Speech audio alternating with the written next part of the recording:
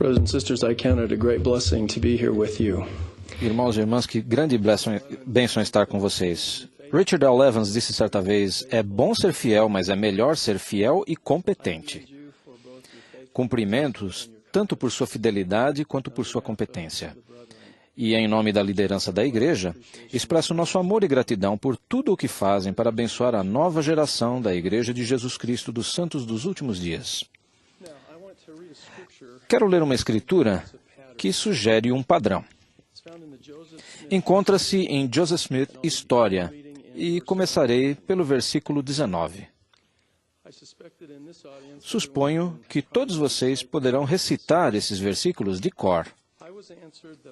Foi-me respondido que não me unisse a qualquer delas, pois estavam todas erradas. E o personagem que se dirigia a mim disse que todos os seus credos eram uma abominação à sua vista, que aqueles religiosos eram todos corruptos, que eles se aproximam de mim com os lábios, mas seu coração está longe de mim. Ensinam como doutrina os mandamentos de homens, tendo aparência de religiosidade, mas negam o seu poder. Pense na última parte do versículo 19, em relação às revelações contidas em Doutrina e Convênios. E, sem suas ordenanças e a autoridade do sacerdócio, o poder da divindade não se manifesta aos homens na carne. Pois, sem as ordenanças do sacerdócio, o poder da divindade não se manifesta. Considerem que aqui diz que eles têm aparência de religiosidade, não têm autoridade, mas negam o seu poder. Nas ordenanças do santo sacerdócio, o poder da divindade se manifesta. E o que é o poder da divindade? As bênçãos da expiação. Sem as ordenanças, não pode haver acesso às bênçãos da expiação. Assim, mesmo na primeira visão, há uma perspectiva, uma previsão do sacerdócio e da restauração das chaves e ordenanças que dão acesso às bênçãos da expiação. No versículo 20 agora. Novamente me proibiu de unir-me a qualquer delas, e muitas outras coisas disse-me, as quais não posso, no momento, escrever. Quando tornei a voltar a mim, estava deitado de costas, olhando para o céu. Quando a luz se retirou, eu estava sem forças. Mas tendo logo me recuperado em parte, fui para casa. Observem, ele acabou de ter a experiência no bosque sagrado, está fraco, e a primeira coisa que faz é ir para casa.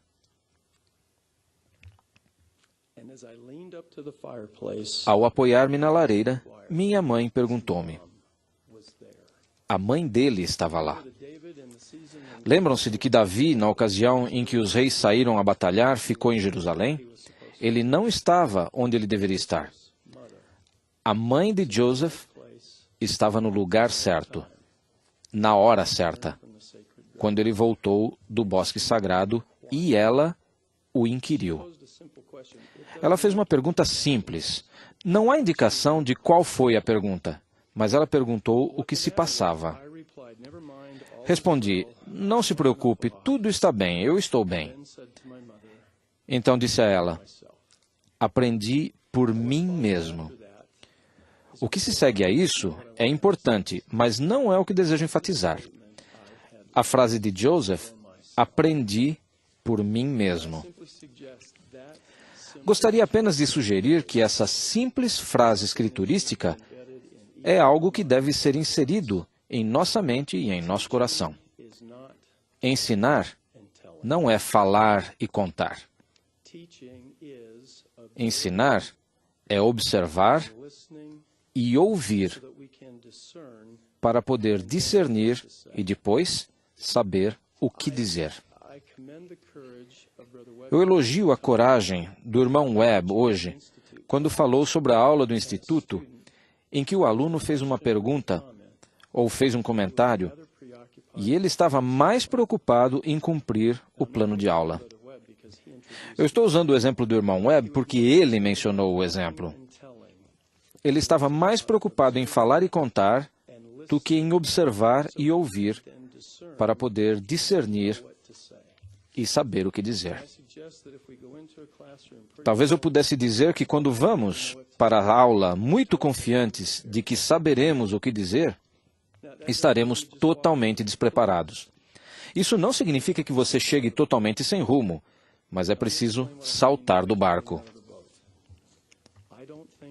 Agora, deixe-me explicar o que quero dizer com saltar do barco. Pessoalmente, não acho que Pedro sabia que poderia caminhar sobre as águas enquanto estava no barco.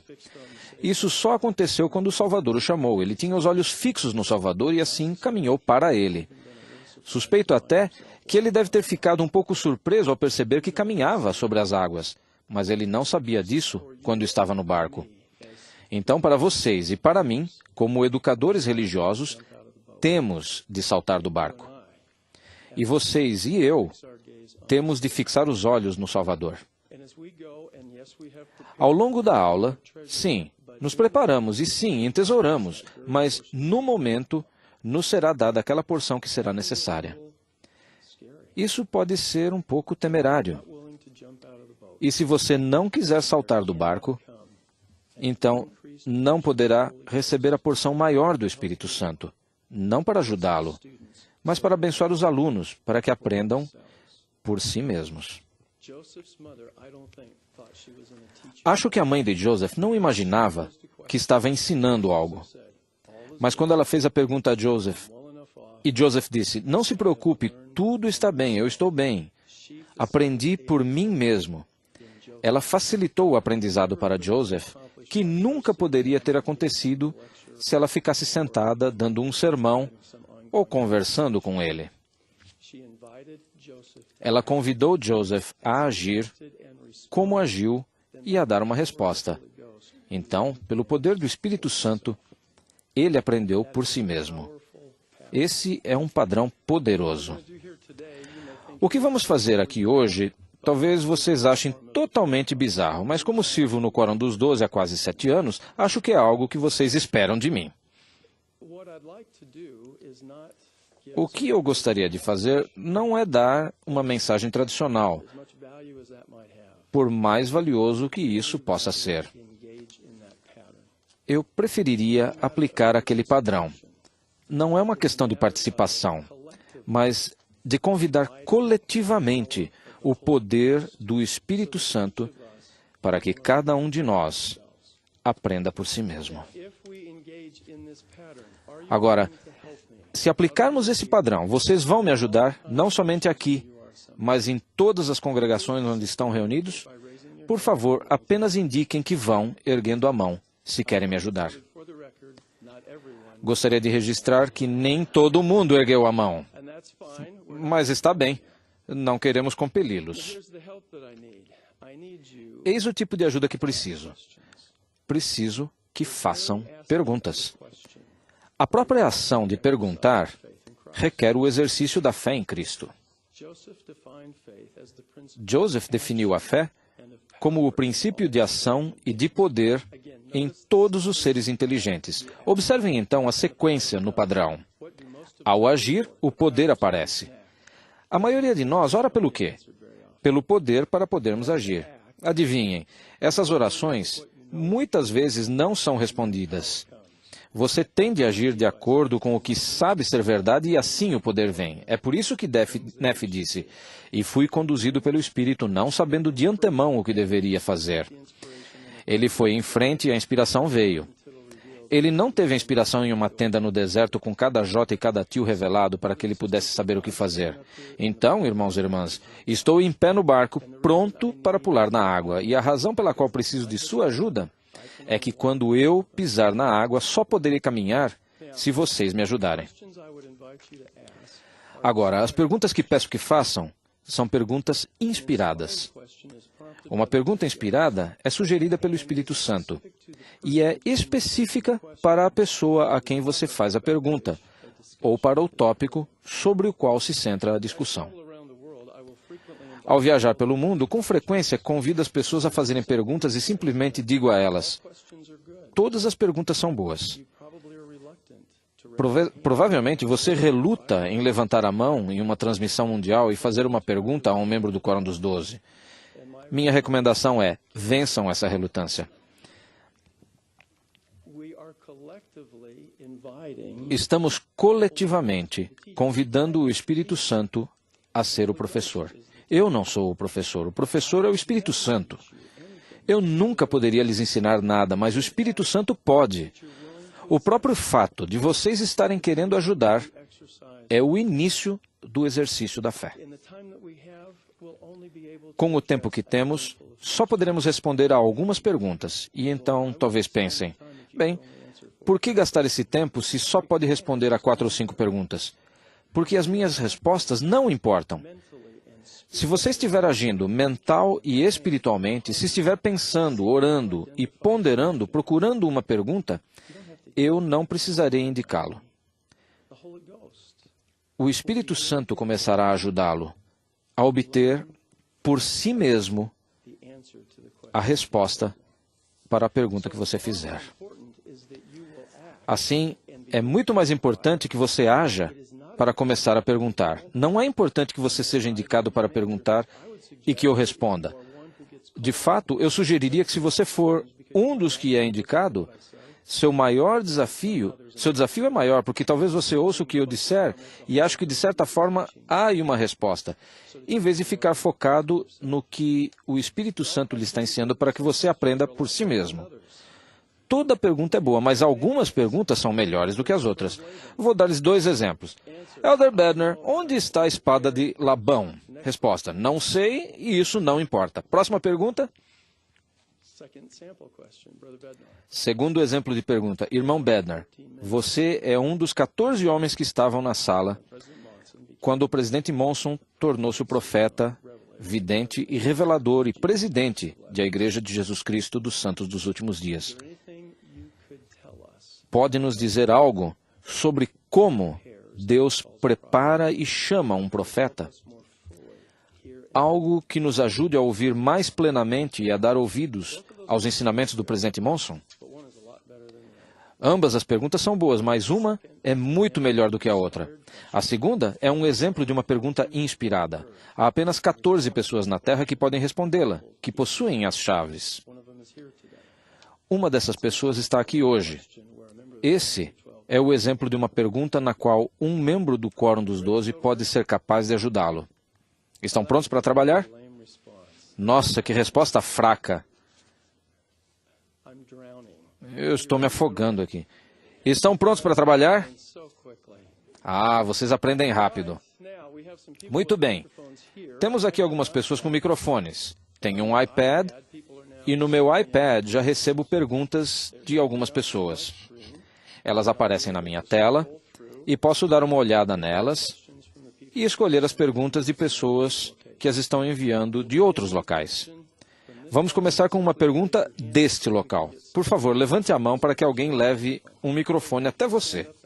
Por favor, se puder, fique em pé. Será melhor.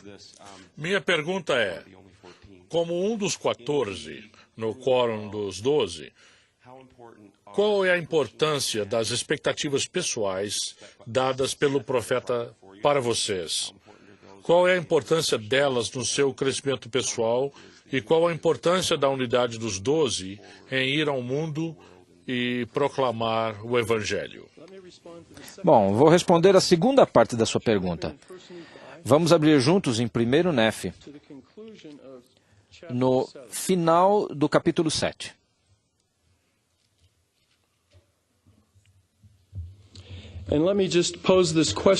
Ajude-me a fazer esta pergunta para você pensar enquanto lemos esses versículos. Quantas vezes Leí e toda a sua posteridade e a posteridade de Ismael estão unidos no livro de Mórmon? Quantas vezes isso ocorre? No final do capítulo 7, começando no versículo 21, lembramos-nos de que Nefe foi amarrado e surrado por seus irmãos. No versículo 20. E aconteceu que ficaram tão pesarosos por causa de sua maldade, que se curvaram diante de mim e suplicaram que eu lhes perdoasse o que haviam feito contra mim. Sabem o que eu teria feito se eu estivesse nessa situação? Eu diria, vocês fiquem aí onde estão. Eles estavam curvados, pedindo o meu perdão e vou fazer com que eles realmente rastejem. Mas vejam o que Nefe faz.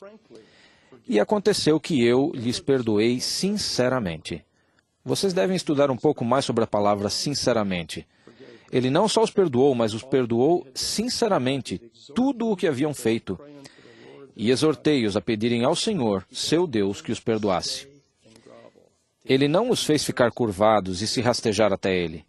Ele os dirige ao Senhor.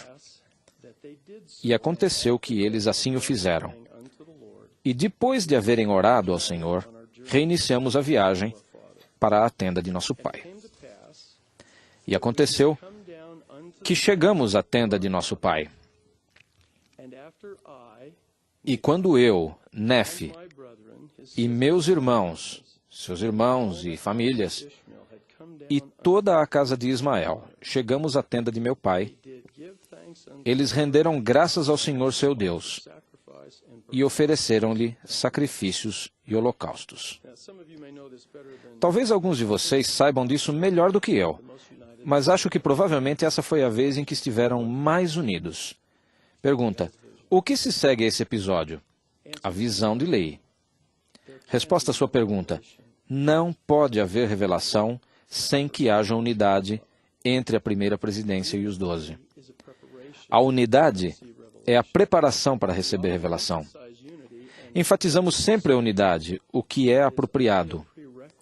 Mas ela é apenas um pré-requisito, ela é a preparação para se receber revelação. Esse mesmo princípio se aplica no lar, no quórum e numa aula da Sociedade de Socorro. Assim, a unidade se liga ao recebimento de revelação e à expectativa estabelecida pelo presidente da igreja. No conselho da primeira presidência e no quórum dos 12, há 15 homens, cada um dos quais, individualmente, tem todas as chaves que foram restauradas à terra nestes últimos dias. Porém, somente um, apóstolo sênior, é autorizado a exercer todas as chaves do sacerdócio. Ele estabelece o tom e a direção, o que é vital e essencial. Isso respondeu às duas partes da sua pergunta? Ótima pergunta. Próxima pergunta. Ali há uma irmã. Por favor, fique de pé para que lhe levem o microfone. E a próxima pergunta sairá do meu iPad mágico. Elder Bednar, como um dos 14 chamados como apóstolo, como um apóstolo é chamado?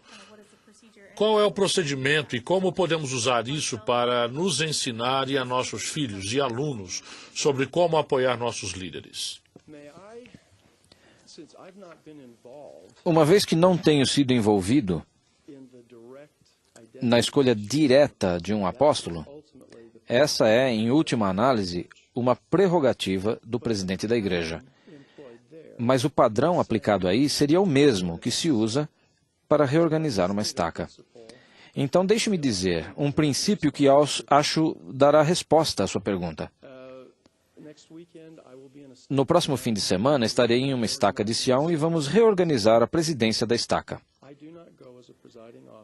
Não irei como oficial presidente para escolher o novo presidente da estaca. Eu vou à procura do homem que o Senhor já escolheu. Procure fixar esse princípio em sua mente. Quando chega a ocasião de se chamar um apóstolo, o presidente da igreja não escolhe alguém. Ele encontra o homem que o Senhor tem preparado para que seja chamado, designado e mandado a ir em frente e fazer a obra.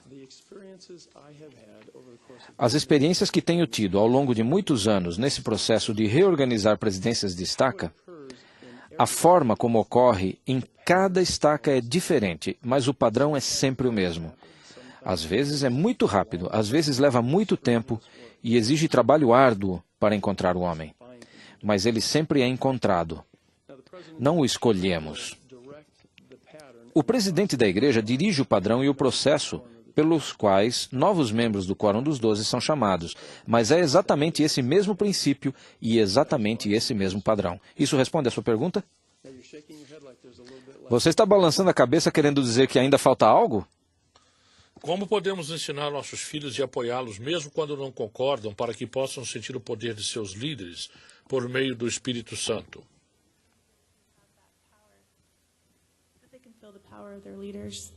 through the Holy Ghost. Okay, good. Ok, bom. Ensine-lhes que cremos que um homem deve ser chamado por Deus, ou uma mulher, por profecia e pela imposição de mãos, por quem possua autoridade para pregar o Evangelho e administrar suas ordenanças. O presidente Monson sempre ensina: quem o Senhor chama, ele qualifica. Para mim, uma das coisas que mais edifica testemunhos é ver pessoas muito comuns chamadas para posições extraordinárias e que se elevam ao nível e à majestade do chamado. Lembro-me, quando era presidente de estaca, de ter chamado um irmão para bispo, a quem eu nunca chamaria se não fosse por inspiração. Quando fiz o chamado, eu disse a ele: você sabe que eu não faria isso se não fosse por revelação. Esse bispo, em particular, por relacionamentos pessoais e outras características de personalidade, não estava na lista de ninguém. Quando apresentei o nome dele na ala para o apoio, era possível ver os membros da ala pensando: bom, não sei não. Ok. Mas se vocês pudessem ver aquele homem 1, 2 ou 3 anos mais tarde, que diferença! Portanto, ajudem os jovens a orar para terem olhos para ver. Não vejam com os olhos do mundo, vejam como o Senhor vê. Ninguém é chamado por causa do que é ou por causa do que tenha feito. A pessoa é chamada por aquilo que se tornará por meio do serviço. Se os ajudar a ver com esses olhos, terá uma das coisas que mais promovem a fé em sua vida. Agora, você balança a cabeça concordando. Acho que agora cobrimos a parte que faltava. Ótimo. Vou pegar uma destas aqui. Não sei de onde veio a pergunta, mas a pergunta é a seguinte: como conseguir que os alunos pulem do barco conosco e experimentem a água por conta própria? É uma pergunta magnífica. Aos professores, eu diria: saiam do caminho. Vocês viram uma ilustração perfeita disso hoje. Um mestre no ensino descreveu aqui algo que ensinou a ele uma verdade poderosa, mas ele não lhes disse o que aprendeu. Ele os convidou a fazer o mesmo e a aprenderem por si mesmos. Conseguem distinguir esse padrão naquilo que ele fez? O que a maioria dos professores faria? Uau, quero mostrar-lhes o que eu tenho. Temos apresentação de slides, eis aqui uma apostila. Eu não estou querendo dizer que nunca façam isso. Não se deixem levar pelos extremos. Só acho que temos ido a extremos ao preparar coisas demais e tantas apostilas ao ponto de as pessoas não conseguirem aprender por si mesmas, o que não aprendem com vocês. E mais, eu simplesmente faria esta pergunta: como convidar os jovens a aprender por si mesmos? Vou lhes dar apenas 1 ou 2 exemplos. Uma das poderosas doutrinas do livro de Mormon tem a ver com o fortalecimento e a habilitação de poder pela expiação do Salvador. Ele não só nos limpa do pecado, mas nos fortalece, nos abençoa com a capacidade de fazer coisas difíceis que por nossa própria força e com nossa limitada capacidade mortal, jamais faríamos. Depois de ter explicado isso, se alguém não estiver familiarizado com esse poder fortalecedor e capacitador da expiação, essa pessoa vai ter fome e sede demais. E há o perigo de dar-lhes mais em excesso. Por isso, o que costumo fazer é dar-lhes o suficiente para começarem a provar. E depois, faço o convite. Obtenha um exemplar barato do livro de Mormon. Não use as suas escrituras já todas marcadas, mas um exemplar barato do livro de Mormon. E leia-o do princípio ao fim, procurando por todas as ocorrências que puder achar desse tipo de linguagem.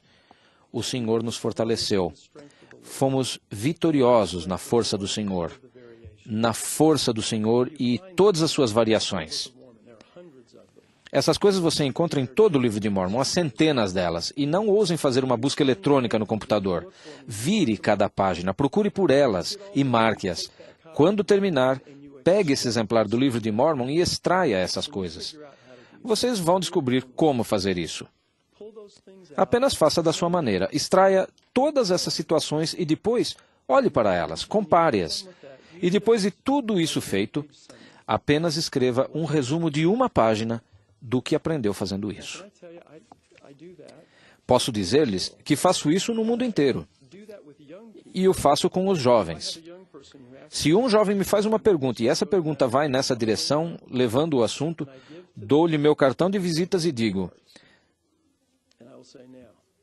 se você fizer isso, e não estou forçando nada, mas se fizer isso, você me manda uma cópia do seu resumo de uma página?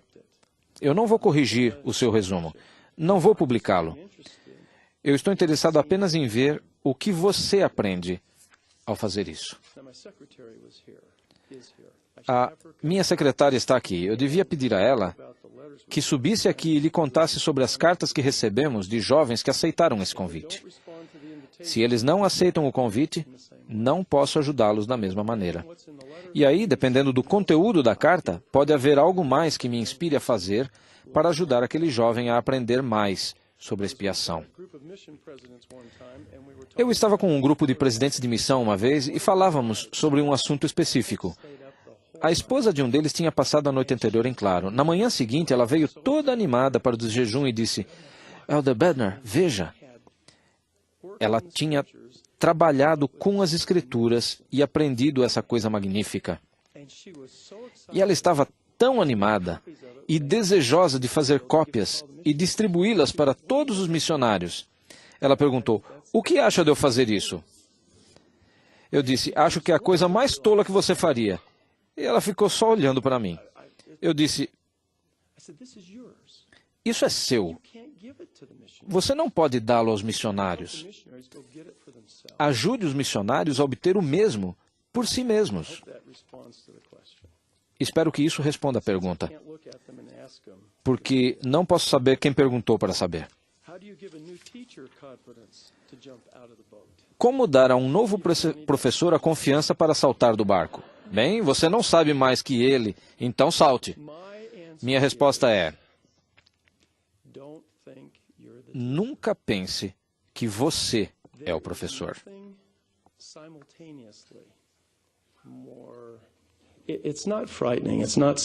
Não é atemorizante, não é medonho. Só é preciso exercer alguma fé para saltar do barco. Não há nada mais revigorante espiritualmente do que caminhar sobre as águas com todos esses jovens olhando para você.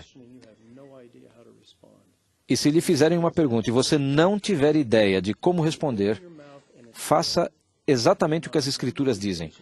Abra a boca e ela se encherá. E muitas vezes você dirá coisas que nunca lhe ocorreram antes. Essa é uma experiência notável. Eu diria a um professor novo que se ele começar direto dessa maneira, ele continuará nesse curso durante toda a sua carreira. Outro dia eu estava em Richmond, Virgínia. Tivemos uma reunião de jovens de 3 estacas. Um rapaz de 14 anos levantou-se e disse: Elder Bednar, qual é o pior pecado que eu poderia cometer? Pensem em como vocês responderiam essa pergunta. E digo-lhes, de pé, ao púlpito, pensei, não tenho a mínima ideia do que dizer a esse rapaz. Então, parei por um segundo, olhei para ele e disse-lhe: o pior pecado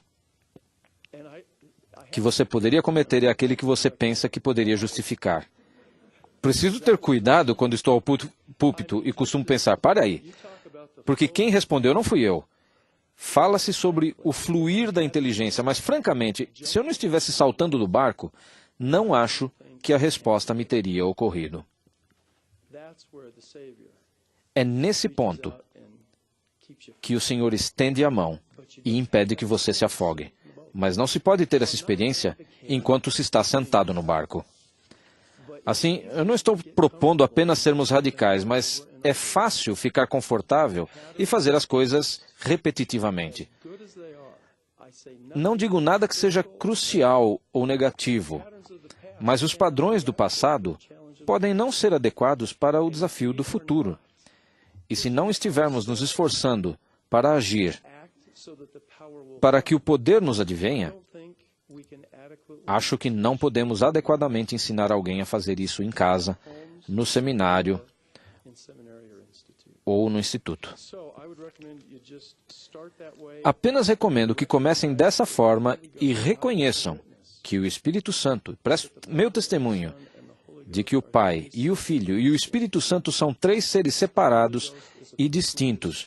O Espírito Santo é um personagem de espírito, na forma de um homem. Ele é o professor. Ele nos fará lembrar de todas as coisas. Temos a obrigação de estudar, entesourar, ponderar, para que, no exato momento, possamos receber o que é necessário, ou, no exato momento, criem-se conexões. E o que entesouramos e estudamos e ponderamos? Coisas que nunca notamos antes. Em atenção a esta audiência, posso só compartilhar com vocês a sequência com a qual começamos esta reunião sobre Joseph, o bosque sagrado, a mãe dele, a mãe em casa, a pergunta dela. Eu nunca tinha pensado sobre essas coisas antes de me ver explicando-as para vocês. Próxima pergunta. Pois não? Só um momento, precisamos de um microfone para que os intérpretes possam ouvir. Tenho duas perguntas relacionadas. Primeira, como apóstolo do Senhor Jesus Cristo, por que você acha que Pedro só saltou do barco? Só Pedro saltou do barco? E segunda, Deixe-me responder essa primeira, porque ele era um discípulo absolutamente devotário e o Senhor o chamou. Eis por quê. ele chamou apenas a Pedro? Não sei. Só sei que ele chamou a Pedro e ele saltou do barco. Muito obrigado. A segunda parte da pergunta é: conversei com um ex-aluno seu e ele disse-me que você teve muito sucesso em fazer os alunos lerem em preparação para as aulas. Como professor, já tentei fazer o mesmo, fazer com que leiam em preparação, para que possam ter uma experiência de aprendizagem melhor e virem preparados não só para fazer perguntas, mas para compartilhar ideias. Não tenho tido muito sucesso em fazê-los ler e gostaria de saber se você teve ideias de como se pode ter mais sucesso em fazer os alunos se prepararem para as aulas. É uma ótima pergunta e quero tentar não apenas prescrever aplicações que podem funcionar para mim, mas não necessariamente para vocês. Acho que poderia tentar apresentar um princípio e depois dar um exemplo.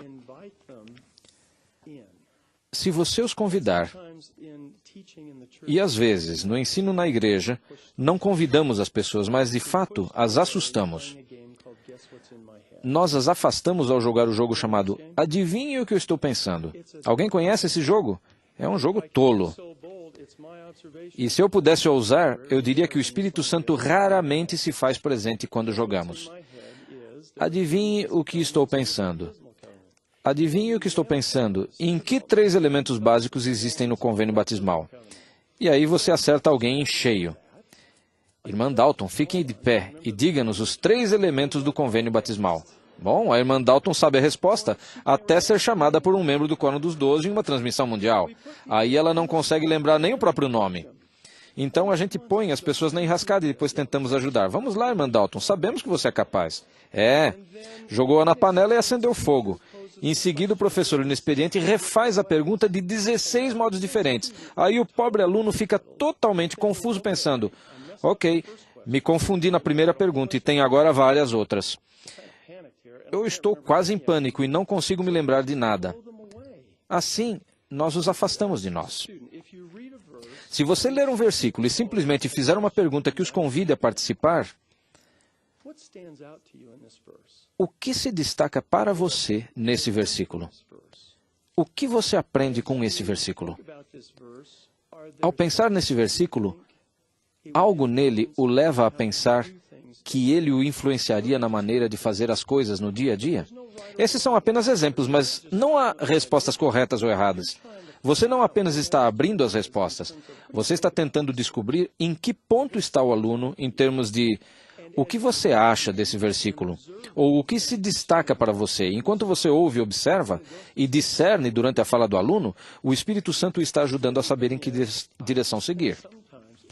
Outra coisa, às vezes penso, sem ser dogmático ou rígido, nossas expectativas em relação aos jovens não são altas o suficiente. E acho que não é ser irreal, mas é razoável dizer aos alunos: vocês têm tanta responsabilidade pelo sucesso de todo o nosso aprendizado nesta classe quanto eu. De fato, sua responsabilidade é maior. Eu virei preparado todo dia para ajudar a fazer desta uma grande experiência de aprendizado para que vocês possam aprender por si mesmos, mas vocês têm de fazer o mesmo. Dessa forma, você os ajuda a entender isso e lhes dá responsabilidade. Você não os maltrata, não lhes enche a paciência, mas apenas os faz saber qual é a sua expectativa. E se eles vierem... Meus alunos, quando eu ensinava uma aula de religião, eu não ficava só falando para eles. Eu não chegava e dizia: eis as 3 coisas que vocês precisam saber sobre o que o presidente Harold B. Lee ensinou nesta mensagem. Isso eles podem aprender por si mesmos. Eles são de fato os jovens que foram reservados para estes últimos dias. Então vamos parar de dizer-lhes isso e de tratá-los dessa maneira e vamos esperar que tenham sucesso. E se o fizermos, se pararmos de afastá-los de nós, isso é o que eu quis dizer com os professores saírem da frente. Vai ser um pouco estranho, será um pouco doloroso. Mas a estranheza e a dor os ensinarão que você não está brincando com o sucesso deles. Acredito que eles terão sucesso. Me diga se isso respondeu sua pergunta. Maravilhoso, muito obrigado. Obrigado. Ok. Deixe-me pegar outra pergunta aqui.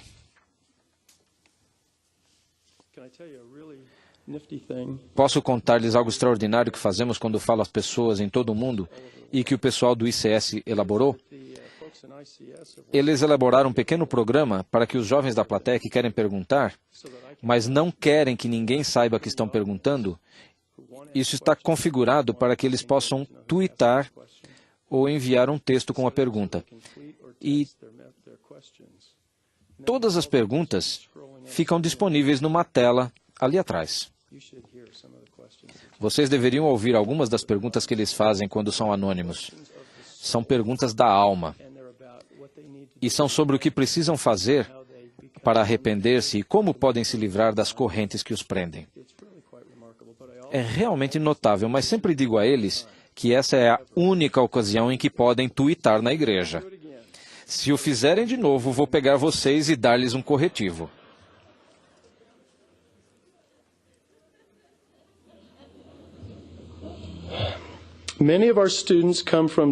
Muitos de nossos alunos vêm de famílias divorciadas e ficam muito preocupados quando alguns filhos são selados a pais diferentes. Que princípios você explicaria para ajudar esses jovens? A irmã Bednar e eu, quando estávamos na BYU Idaho, toda segunda-feira à noite, nos reuníamos com 200 ou 250 alunos. Nós os encorajávamos a fazer perguntas e depois lhes oferecíamos sorvete. Eles vinham por causa do sorvete, mas toleravam a sessão de perguntas e respostas. Acho que a pergunta mais comum nos 7 anos e meio dessa atividade, com 40 ou 50 mil alunos, era a seguinte: irmão e irmã Bednar, meus pais foram selados no templo, mas se divorciaram. Se não deu certo para eles, por que devo achar que vai dar certo para mim? E como posso confiar o suficiente em alguém para amar essa pessoa? Toda semana havia uma pergunta como essa. Um princípio simples que acho que ajudou a alguns deles foi: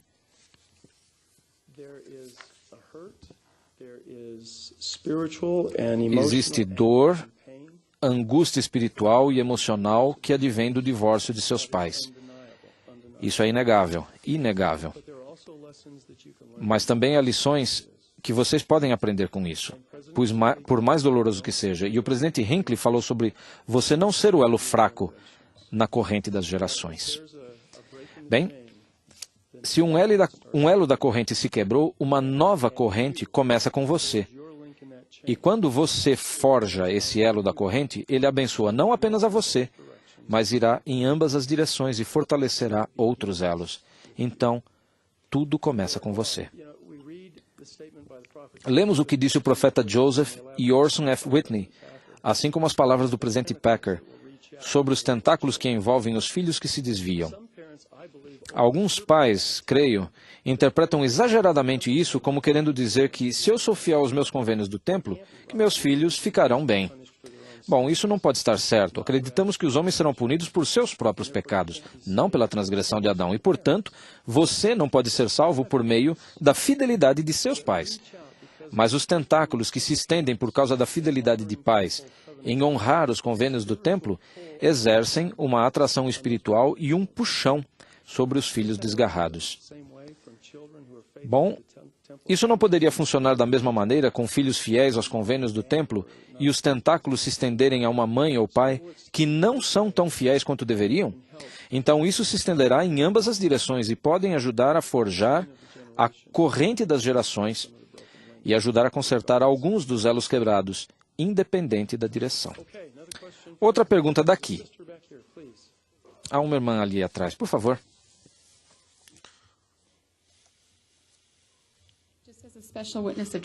Como testemunho especial de Cristo, me pergunto se você poderia compartilhar conosco seu testemunho dele e como o obteve. Farei isso. Quero terminar este segmento da transmissão com o meu testemunho, mas vou descrever como o obtive. Eu caminhava por dias e dias nebulosos. E aí você diz, bem, o que isso significa? Foi sobre isso que falei na última conferência geral, quando falei sobre as 3 experiências com a luz e o que aprendemos sobre revelação. Algumas pessoas obtêm um testemunho quando a luz se acende em um quarto e a escuridão total se torna imediatamente em luz. Bem, todos já tivemos algumas dessas experiências, mas não é a isso que atribuo o meu testemunho. A outra tem a ver com o nascer do sol. Quando você percebe que há luz no horizonte, mas não viu ainda o próprio sol, e a claridade continua a aumentar. Então, em um determinado momento, o sol aparece no horizonte. Está bem, o sol nasceu. Bom, esta se parece mais com a forma como obtive meu testemunho, o aumento gradual da luz, depois uma variedade de experiências, e o sol aparece no horizonte. Mas o que acho mais significativo é que o sol pode surgir em uma manhã nevoenta, e a gente nem o consegue ver surgir no horizonte, mas apesar disso, há luz.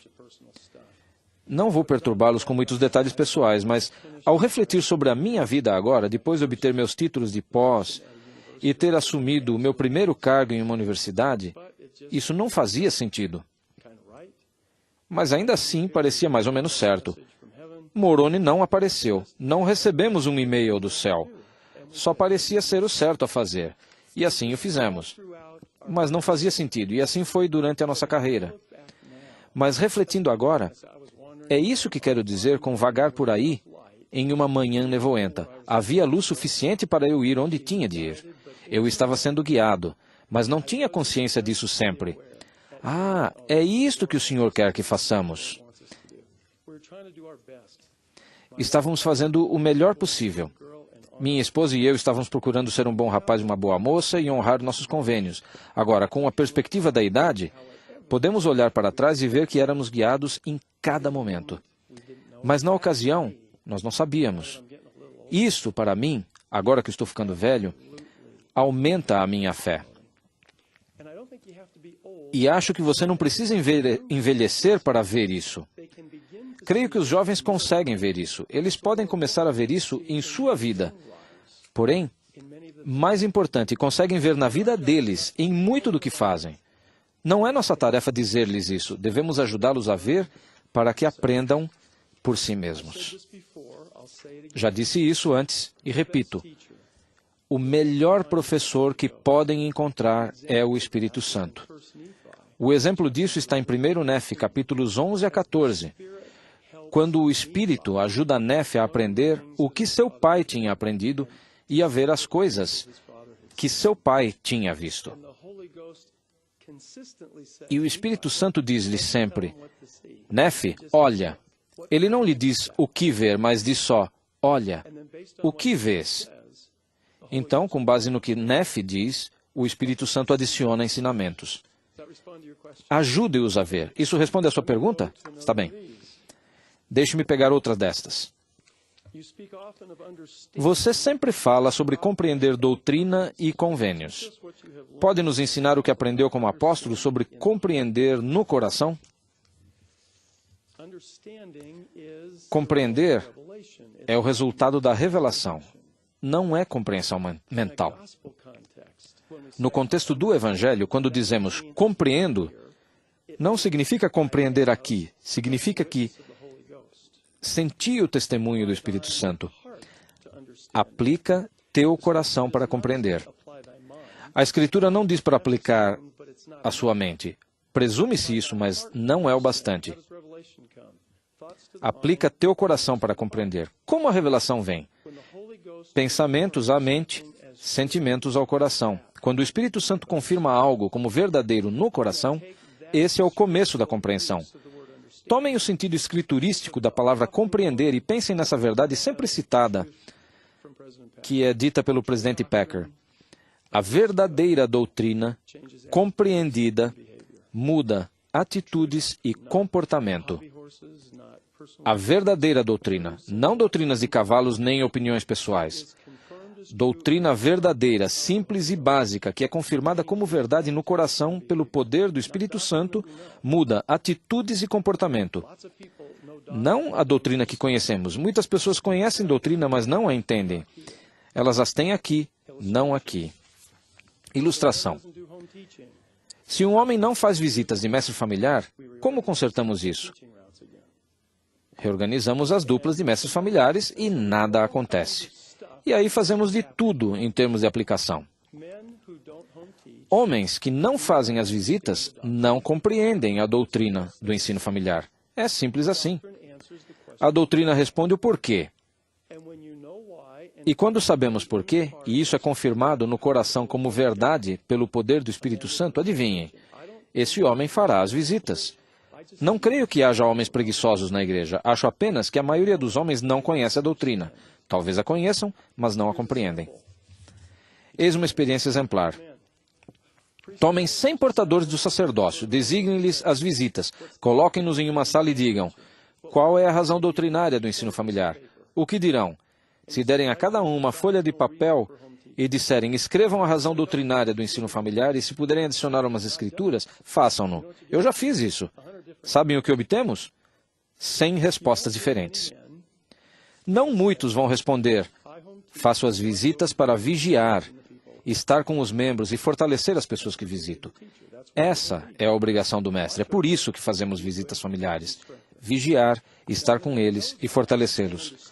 Aí, quando o homem conhece e entende isso, porque a sua verdade é confirmada pelo poder do Espírito Santo, sabem o que acontece?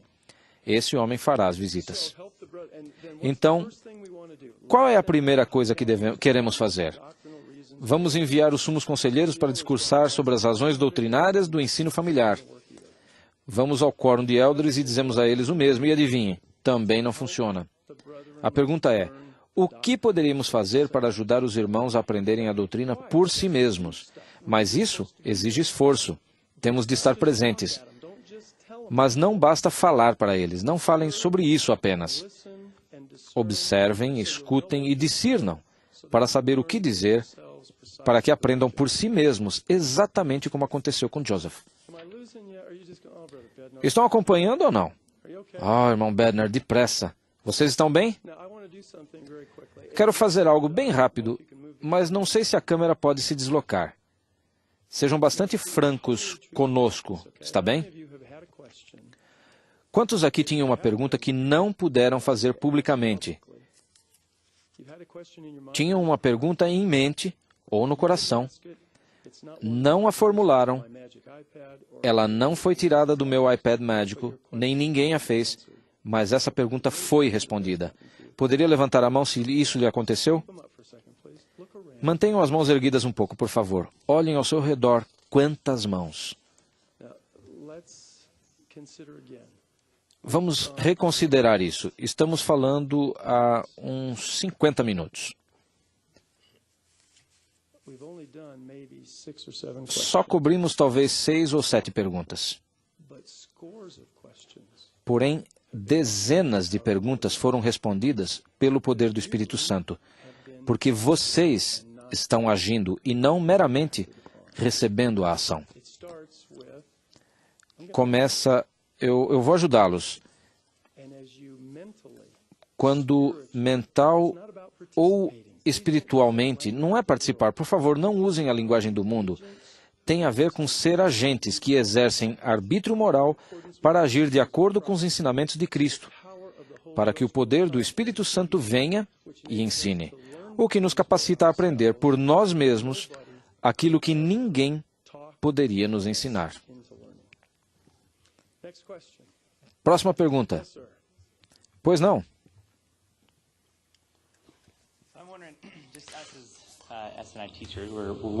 Como professores dos SI, como podemos viver à altura do que se espera de nós? E também, como posso ser capaz de usar meus dons e talentos? Observei que você tem muita fé no Salvador e, sendo apóstolo, como você desenvolveu seus dons e talentos em seu chamado? Elder Johnson, é um convite. Você gostaria de responder a primeira parte da pergunta dele sobre como viver à altura de sua posição e responsabilidade como professor? Por favor. Obrigado, Elder Bednar. Acho que essa é bem simples. Você tem instruções e diretrizes muito claras provenientes da Junta de Educação, por meio do administrador, etc. Você conhece a comissão, o objetivo e conhece a ênfase de ensino e de aprendizado. Essas são as áreas em que podemos seguir com clareza e cumprir o que nos é pedido. Você conhece as expectativas a respeito de viver o Evangelho. Elas são muito claras, têm a ver com nossa vida pessoal e termos o Espírito em nossa vida o suficiente para saber em que precisamos melhorar. Se ouvirmos e não descartarmos a visão que vem da junta dos profetas, videntes e reveladores, por meio dos seus administradores, e a seguirmos, vamos cumprir o que nos foi pedido. E pensei no que foi dito hoje sobre viver à altura do que se espera de nós em nossa designação específica. Uma das coisas que atrapalham é ficarmos olhando para as designações alheias, seja desejando-as ou tentando explicar como os outros podem melhorar suas designações, em vez de olharmos para nós mesmos. E no livro de Éter, há uma grande escritura sobre quando vimos ao Senhor, podemos ver nossas fraquezas e elas podem tornar-se nossas forças. Isso ajuda, é suficiente, Elder Bednar? Pergunta a ele.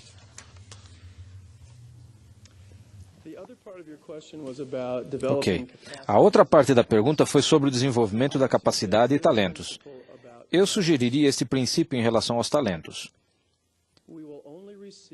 Só receberemos dons e talentos espirituais quando estivermos no lugar certo, na hora certa, para que o Senhor possa usar-nos para abençoar os outros. Acho que na cultura da igreja temos uma forma peculiar de falar sobre talentos, tal como: tenho estes talentos, e às vezes somos arrogantes, tipo: você tem muita sorte de eu trazer meu talento para abençoá-lo. Nesse caso, acho que não há talento, ele foi retirado. Qualquer coisa que façamos para atrair atenção para nós, como dizer que tenho esses grandes talentos e você tem sorte, isso se chama artimanha sacerdotal, porque chama atenção para nós. Assim, não que você só tenha um talento ou capacidade específica. Há uma grande variedade de talentos e capacidades com os quais o Senhor pode abençoá-lo por você estar no lugar certo, na hora certa, e esse talento vai ser usado para abençoar alguém. Só os possuímos para sermos os condutos por meio dos quais Deus pode abençoar as pessoas.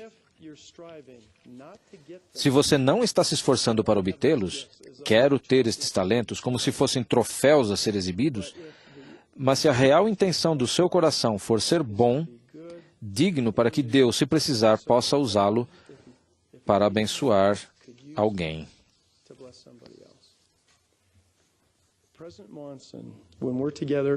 O presidente Monson, quando estamos no templo juntos às quintas-feiras, diz: ninguém, nem sei se a própria filha dele sabe quantas visitas ele faz. E acho que você não sabe quantas, sabe? E ele fala de uma ou duas visitas e quase sempre conclui dizendo: não há sentimento melhor do que saber que Deus confiou em mim para ser a resposta a uma oração. Então, você só os obtém, os dons e talentos espirituais, se Deus puder confiar em você. Que você viva de tal forma a estar no lugar certo, na hora certa, e que possa ser o conduto pelo qual esse dom ou talento abençoe alguém. Isso responde à sua pergunta? Ok. Irmãos e irmãs, nosso tempo está acabando. Quero fazer uma pergunta para que considerem. Será que o Senhor traria um dos 12 apóstolos a esta reunião de professores dos seminários e institutos para conduzir uma sessão de perguntas e respostas para que vocês pudessem aprender que não precisam de um membro dos 12 para responder suas perguntas? Vocês têm todos os recursos, vocês têm as Escrituras, têm acesso à casa do Senhor e o dom do Espírito Santo. Qualquer pergunta que tenham, linha sobre linha, preceito sobre preceito, se esperarem no Senhor, sempre obterão uma resposta. Às vezes, as pessoas pensam que os membros do Quórum dos 12, no dia em que são ordenados, recebem um conjunto especial de escrituras com todas as respostas no final. Conheço uma boa história sobre um dos apóstolos que se dirigiu ao Elder Bruce R. McConkie para fazer-lhe uma pergunta. Ele estava sentado à mesa e olhou e disse: "Você tem as mesmas escrituras que eu." E o outro membro dos 12 simplesmente virou-se e saiu do escritório. Só isso. Pois, por mais engraçado que seja, há um princípio aí. Vocês têm tudo de que precisam. Expresso não apenas meu apreço por vocês, mas o meu amor por vocês. Eu amo vocês. Agradeço-lhes por sua fé e pela contribuição que deram para convidar o Espírito Santo para ser o mestre aqui hoje. E oro para que se lembrem do significado das mãos que se ergueram quando fiz a pergunta: quantos de vocês têm uma pergunta que não foi feita, sobre a qual não falei, e receberam uma resposta? Sou testemunha de que esses jovens podem aprender por si mesmos. Isso exige que alguns de nós façamos ajustes para que possamos sair da frente. E não estou sugerindo que totalmente nos restringamos. Se é isso que passei para vocês hoje, então eu falhei. Não é isso que estou tentando dizer, mas esses jovens, se foram reservados para estes dias, devemos tratá-los como tal. Pois onde muito se dá, muito se requer. Em amor, em convite, em súplica, e eles corresponderão. Vou compartilhar uma última experiência. Vai parecer cruel, mas passa a mensagem de uma maneira que não sei passar de outra forma. Eu estava em algum lugar dos Estados Unidos, reunido com um grande número de jovens de 12 a 18 anos. A reunião já estava indo por 1 hora e 45 minutos e os jovens estavam fazendo perguntas. Então parei e perguntei aos pais e adultos: o que vocês aprenderam ao ouvir as perguntas destes jovens? A resposta global foi que temos subestimado extremamente a capacidade espiritual desses jovens. Então uma irmã ergueu a mão e disse: "Mas, Elder Bednar, suas respostas são todas tão básicas. Elas não estão nas Escrituras. Poderíamos dar a esses jovens essas respostas se eles as fizessem a nós." E uma jovem muito corajosa ergueu a mão e disse: "Não quero ser desrespeitosa, mas nunca lhe faríamos essas perguntas porque você não nos ouve. Você só fala."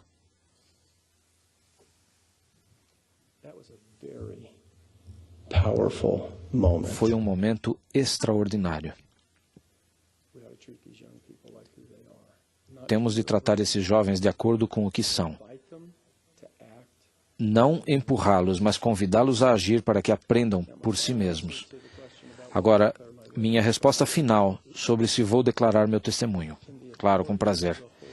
Pela autoridade do Santo Apostolado, declaro meu testemunho seguro da viva realidade de Deus, o Pai Eterno, de seu Filho, Jesus Cristo, e do Espírito Santo. Sei que eles vivem. Testifico que eles falam. O Pai Eterno tem um corpo tangível e exaltado de carne e ossos. Somos criados à imagem dele. Somos seus filhos. Jesus Cristo é seu Filho unigênito. Eu o amo. Testifico que ele vive e que esta é sua igreja. Ele está à sua frente e ele dirige seus assuntos. Testifico que Joseph viu o Pai e o Filho. Ele foi instruído e de outros mensageiros celestes recebeu a autoridade do sacerdócio e as chaves do sacerdócio. E desde a época de Joseph Smith ao dia presente, com o presidente Thomas S. Monson, tem havido uma sucessão ininterrupta de apóstolos sêniores e presidentes da igreja. Esses são sinônimos que possuem e têm autorização para exercer todas as chaves do sacerdócio. Disso eu sei, mas não é tudo. Disso eu testifico, mas não é tudo. Dessas coisas presto testemunho de que são verdadeiras. Todas são verdadeiras. Também, com a autoridade do apostolado, invoco sobre vocês uma bênção que, ao ponderarem, ao pedirem, ao buscarem e baterem, invoco sobre vocês o espírito de revelação para que possam vir a saber como podem aprender por si mesmos, para que em sua família, aqueles a quem amam, aprendam por si mesmos. E então, em sua sagrada responsabilidade de ensinar a juventude da igreja, que sua capacidade aumente para ajudá-los a agir e a aprender por si mesmos, pelo poder do Espírito Santo. Declaro este testemunho e invoco esta bênção sobre vocês, no sagrado nome do Senhor Jesus Cristo. Amém.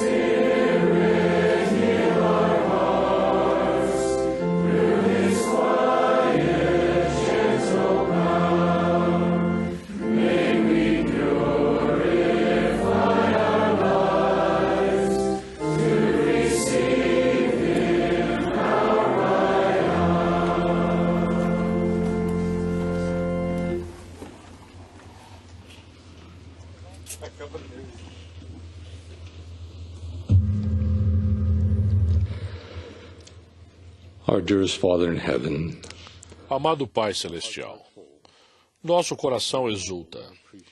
Sentimos-nos humildes e gratos pelas tantas bênçãos que recebemos de estar aqui hoje para sermos instruídos e edificados. Agradecemos-te, Pai Celeste, pelo Evangelho, pelo sacerdócio e pelo testemunho dos apóstolos e profetas. Oramos para que a instrução recebida permaneça em nosso coração e em nossa mente, ao refletirmos sobre o que podemos fazer para ajudar estes jovens a aprenderem por si mesmos. Oramos, Pai, para que tuas bênçãos se derramem sobre nós ao partirmos, para que o façamos em segurança e desfrutemos de tuas preciosas bênçãos e do teu Espírito ao iniciarmos um novo ano de ensino e instrução, para que sejamos os melhores alunos e sejamos capazes de agir de acordo com o que aprendemos e ao que oramos com humildade em nome de Jesus Cristo. Amém.